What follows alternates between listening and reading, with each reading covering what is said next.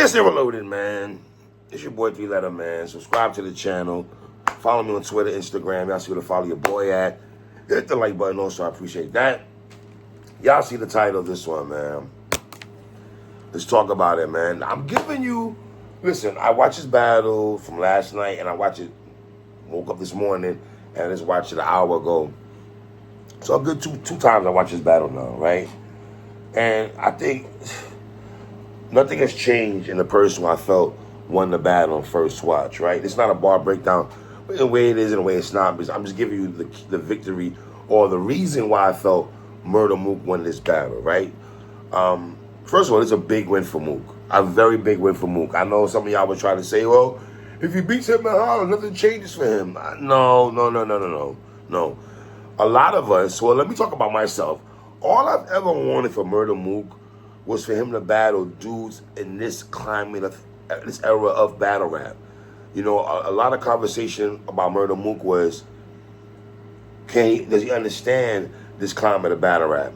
You know, the flow pockets and stuff like that. Has he mastered certain things that in battle rap that these guys do compared to the DVD era, which is totally different, right? So I just wanted to see if he could adapt to this climate of battle rap, right? And dog, for him to be Geechee Gotti, for him to be Arsenal, for him to be Tay Rock, those wins are big for me. And then now to be Hitman Holla, that is big, bro. That is big now. Remember now, the last time his brother was in Houston, he lost to Reed Dollars clearly, and we didn't like we didn't like the battle overall. But Mook got chastised for that. You want to go at the Big K battle? You know, some people have Big K win that battle. Some people got Mook win that battle. But I think what Mook was seeing the transition here. You know what I mean? Is he fully getting it? I still think the jury. You still got to see. I still want to see more, right? The logo. I see a lot of people. The logo conversation is kind of crazy because I feel like that logo talk for a while was Murda Mook, right? And I feel Tay Rock, the baton was passed to Tay Rock. Even though it's funny, I say that though, but when they battle, Mook beat Tay Rock. So it's funny how Tay Rock has the baton and he's considered the logo, but Mook beat Tay Rock. So it's crazy how that dynamic works and stuff like that. But Murda Mook, man, some things he did yesterday was just like, wow. And not to be the dead horse, but him outperforming Hitman Holla is something that's gonna stick with me when I think about this battle and stuff like that. Just the fact that he beat him at that, because I think Mook played possum a little bit. I think Mook, what he did was play mind games throughout this battle. I mean, if you go into the face-off, some people feel he went to face-off and stuff. And his whole thing was, I can rap better than you. I rap better than you. And I think Hitman Holla took that to heart because, remember when Hitman and Mook was doing those challenges, you rap, trying to put you on the spot to rap, Ace on me didn't want to do that. The other two times, Hitman Holla was down to do that, right? You can also say Hitman Murda Mook took, and I always say this about Hitman Holla, whether y'all say his performance or he doesn't have bars, people always take something from him in a battle and they use it to their advantage. And it always seems to work. You know? Credit to Hitman. It's a gift and a curse, Hitman. Respectfully, brother, it's a gift and a curse. You know? Because these people say you're not the most lyrical dude in the world, but people will take something you did in a battle or something you said in a battle and try to freak it, use it to their advantage, which I thought Murda Mook did a phenomenal job in that. Crowd participation, that's another box that's just, and then you add in the bars, right? And like I said, I think Hitman Holla did take that to heart though. That you know, I'm gonna show you that I can rap, I can hang with you and rapping and stuff like that, right? Because I don't think Hitman did anything that was really performance heavy in this battle. Now the third round, we're gonna get into that, the storytelling and the study, and it got kind of dark, and some things Hitman Holla was saying was like, you know, use the R word, and then you Murda Mook's wifey standing right there, and you're addressing her. And I saw Mook's wifey on Hip Hop Is Real. She was kind of pissed off a little bit. If you go, she did an interview her not interview, but after the battle, Knowledge got footage, and the sister was not happy, right?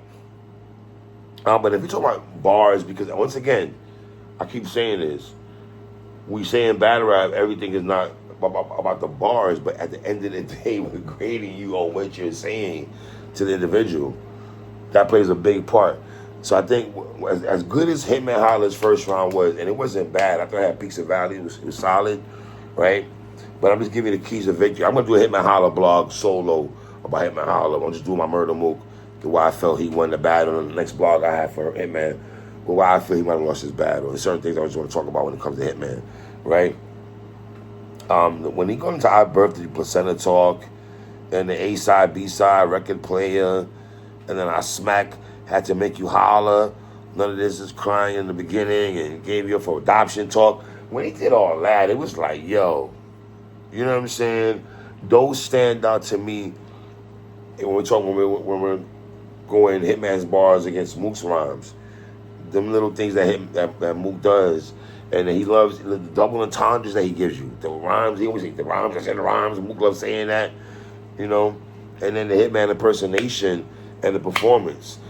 I mean, not for nothing, Mook, but you say the brother can't rap and all that. He does that for 10 years, but you use it against him, and it worked to your advantage. It worked. It's so funny. And I know Hitman Holla was smiling on stage at one particular time, like, look at this dude taking my ish and using it against me and stuff, you know. And it just, you know, you're not thinking Mook was going to do that. But he did that, and he freaked it, in my opinion, man. And I felt the way Mook finished his round when he said, since you want to tell me about your numbers, I got to tell you about mine. How he finished his round with a haymaker, in my opinion. And that's why I got to have Mook 1-0, you know.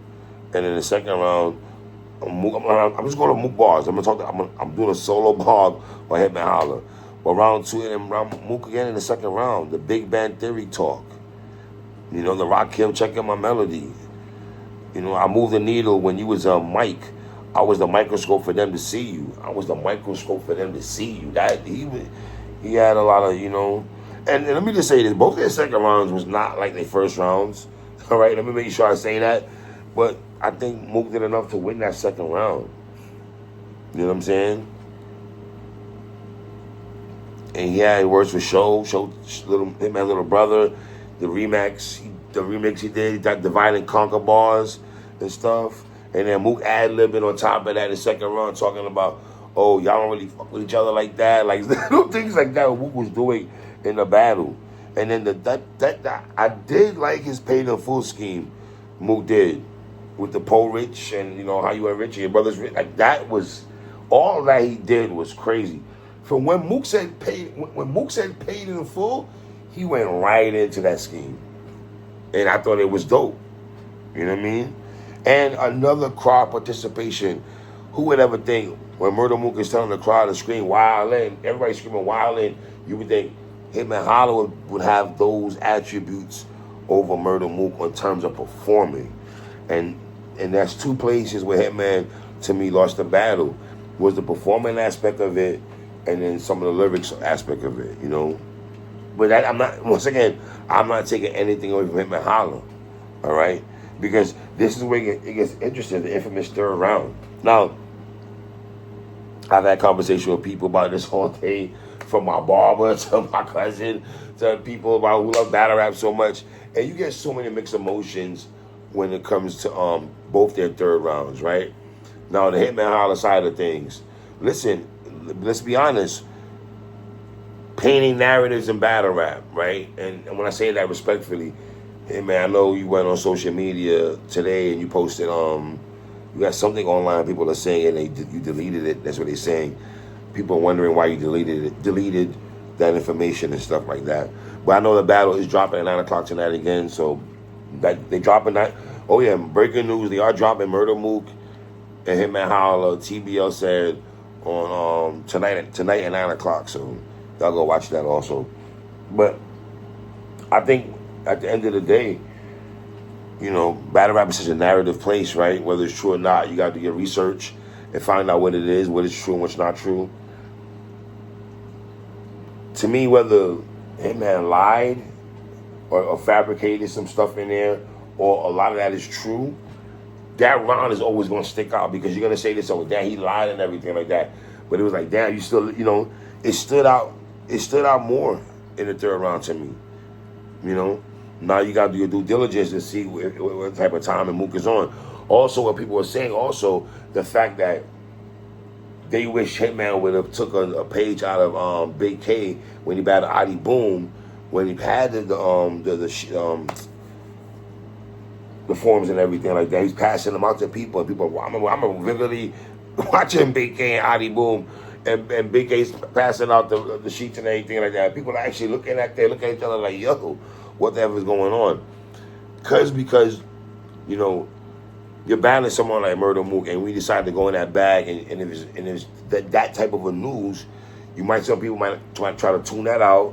Also, but I think you have to show them what it is, Hitman. I think you have to, like, with that, you have to have concrete evidence on that. You know what I mean? Nobody trying to disrespect you, your gangster, and anything like that. But you know, I think you could have done a better job in that though. But once again, Hitman Holla's third round is going to be the talk of the battle. In my opinion, I gave him the third round. It's dicey with me because I had some people tell me, nah, you can't, you know, there's no concrete evidence, boom. Now, if it's true, he definitely got the third round.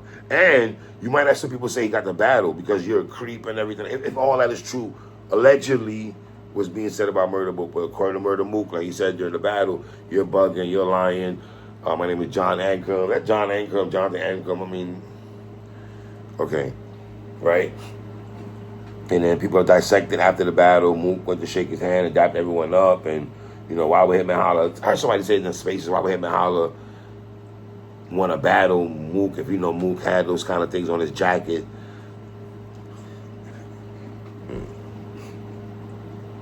And why did he dap him up after the battle if he had them on his jacket? It's just weird how people try to, you look at it at so many different angles and you have conversations with people and they're really conspiracy theorists and drumming up stuff in the head and everything like that. But Mook's third round wasn't bad also, man. You know, I did believe in the beginning of Mook's third round though. If you go back and listen, the crowd was getting a little restless in the beginning. He got him back though, but he almost lost him. He almost lost the crowd for a little bit though. And then that selling to the Addicts Ball was crazy. That selling to the Addicts Ball was fire, man. And then the mom angle he took, you know, talking about him, you know, everything's good with him as mom. And then he ended it with the silencer. You know, when he did the silence thing, he did the face off, he put that around for him. You know. But I still feel leaving that battle, Mook won that battle. It's 2-1 or 30, bro. 2-1. I got it 2-1. You know what I mean? You got to do your research on there, but I'm not like some of the stuff Hitman was saying. I saw people that say they thought my cousin said he didn't like the fact he felt Hitman didn't execute it well. And I was like, well, in terms of what? He has information, you know, he's putting it out there and he's breaking it down step by step. He is kind of giving it to you step by step. No, whether it's true or false, that's a whole different story. You know what I mean? But you might have some people who feel like, you know, they're not jacking what Hitman was saying, believe what Hitman was saying, but he painted a picture, and that's the reason why they might give him the third. And you got a lot of people gonna be like, yo, dog, we're not hearing that. Nobody ever heard about that before. Mook third. But regardless, I felt like Murda Mook won this battle, and I don't know how much credence y'all hold on this. Hitman didn't do any interviews after. He don't really do a lot of interviews and stuff. So I'm not gonna kill him too much. But hip hop, I don't think he'll talk to him 15 minutes of fame. Respect me, Uncle Rob. But he didn't do nothing with hip hop is real or nobody else. So, you know, take that for what it's worth. But I would love to hear Hitman Holla's thoughts. I would love to hear Hitman Holla's thoughts on this particular battle. You know, the third round and stuff like that. So it's your boy 3. I will be doing a blog about Hitman Holla, though, man. 1.